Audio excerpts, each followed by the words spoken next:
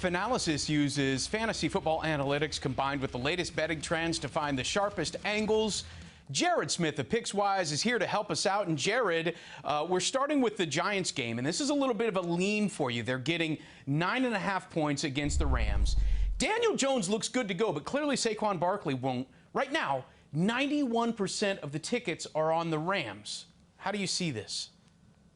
Yeah, this line was very unique this week. I think the uncertainty with the Giants' offensive skill positions is why this is a lean and not an actual play. Anytime I see that volatility, especially with key positions, wide receiver, running back, obviously quarterback, that's when I pause a little bit. The look ahead here was -6.5.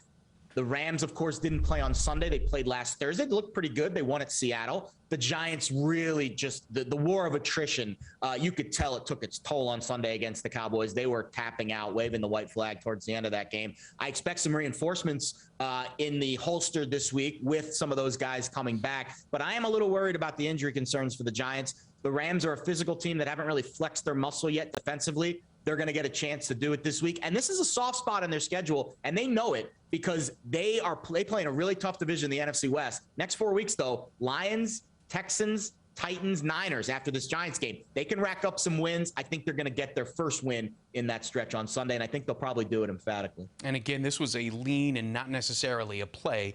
But now we get to our favorite segment of the week. This is Teasers. This is where you buy points, but you must parlay the games. You're going with a 6-point teaser this week. Which two teams are you combining? So we're going to go with the Chiefs and the Panthers. We'll start with Kansas City. I am definitely worried that if they don't win this game this week, people are going to really start to not take them seriously to even be a playoff team. They need to win this game. They have lost a lot more games than you would have already expected in the first 5 weeks. And their defense has been absolutely brutal. On the other side, though, they get to face a defense this week in Washington, which has been equally brutal. Both teams bottom 5 DVOA. The Chiefs are last in DVOA. That is just crazy. The Super Bowl runners-up from a season ago, the last-place team defensively on the analytics board this year. Panthers +7. Get them to a touchdown at home against Minnesota. I can't trust the Vikings to close out games after what we saw against the Lions last week. I like that Carolina's getting healthy on the offensive line. They're getting back a guard-tackle combination this week. They looked a little shaky in that category last week against the really good Eagles front. The Vikings don't present that kind of physical challenge, I think, up front. And if you're giving me the full touchdown when we move that line from 1 to 7, at home, I think Carolina shows better. They've lost 2 in a row. They need this game bad. So we'll go Chiefs -1. Basically, they just need to win the game against Washington. Can't lay points with that Chiefs defense. And we're going to move the Panthers to a full touchdown at home against the Vikings. Okay, 2 things here. First off, with the Chiefs, I mean, you have to take into account that the Chiefs average 72 plays per game on offense, but the defense is actually out on the field for an average of 75 plays per game. So that defense is out there quite a little bit. There's a great chance that that defense is going to be giving up those yards. And I feel like that might be why they are so far down the DVOA rankings right now with Football Outsiders. Agreed. But secondly, would you still play this teaser if you knew that McCaffrey wasn't going to play in this upcoming week?